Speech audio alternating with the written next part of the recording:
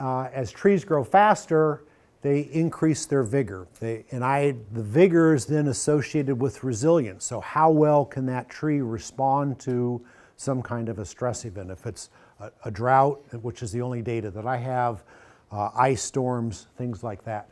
So percent crown openness on the x-axis, vigor, which is measured as relative basal area, and you can see this line. So we have this positive relationship that shows as you give a tree more sunlight, and we just showed if you give a tree more sunlight, it's growing faster in an absolute and relative sense. So more sunlight equates with an increase in vigor. What's that mean for resilience in a real sense? This is my index of vigor at one location, and this is just the upper crown trees in the lumber shed area. This was the growing season before thinning happened. So this is growing season in 2018. It was thinned in the fall of 2018. 2019, growth response. So some of this was environment, some of this was thinning response. The lower crown class trees essentially didn't respond. They didn't have any growth increment to speak of in 2018. And then we had a drought in 2020, so all of the growth subsided. The zero sides free to grow disappeared. And the ability to grow was associated with the amount of sunlight that was provided. So this is like not take it to the bank and get a loan against it, but it's some indication that as we give trees more sunlight, they have better growth rates and their ability to respond to these stress events is improved. It'll be interesting to see, so the 2023 data I haven't collected yet. 2022, another drought in the growing season.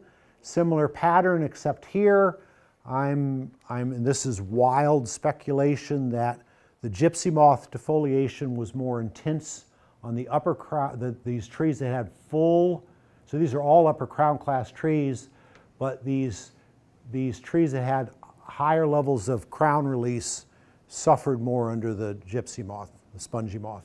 So either they had greater defoliation or they were trying to grow more or leafed out more aggressively, something like that.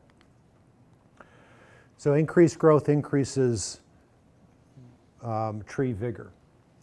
How does tree growth and sap sugar respond? Same as what we found 20 years ago. You grow a tree faster, basal area increment increases, and your sugar concentration drops down. So loss of sugar, which the trees are still producing the sugar, but I think they're using it in ways other than to give it to maple producers. So they're making, and there's some literature that talks about how trees allocate carbon, and the early allocations is, the first allocations are to roots and foliage, and then there's about 6 or 7 categories of how trees allocate that carbon. Making it available to maple producers isn't one of them just because they're growing faster. So this is the nuanced part of the story when you're presenting to maple producers is, yeah, you should really thin your trees, and oh, by the wood, you're going to lose sugar concentration. It's going to decline.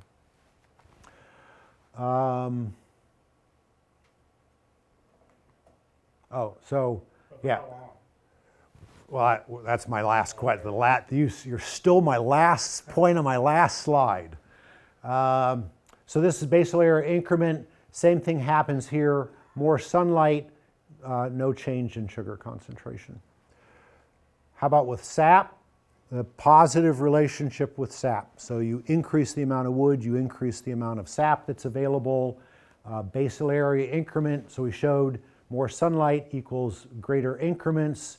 Greater increments are associated with an increase in the amount of sap volume. The red dots, I should have said, are lower crown class. The blue dots are upper crown class.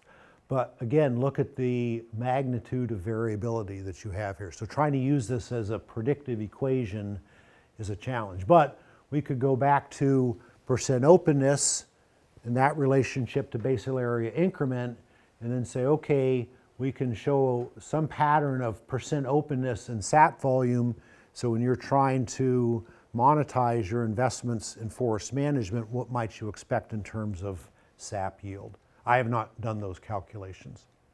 So sugar goes down, sap goes up. The real question is, what's the net benefit from a syrup perspective? And thankfully it's positive. So you grow your trees faster, they produce more syrup. The increased volume of sap, and I had never thought about this until today, was with reverse osmosis that maybe is less of an issue. So the sugar concentration isn't as high, we have more sap volume, but we can process that efficiently with reverse osmosis.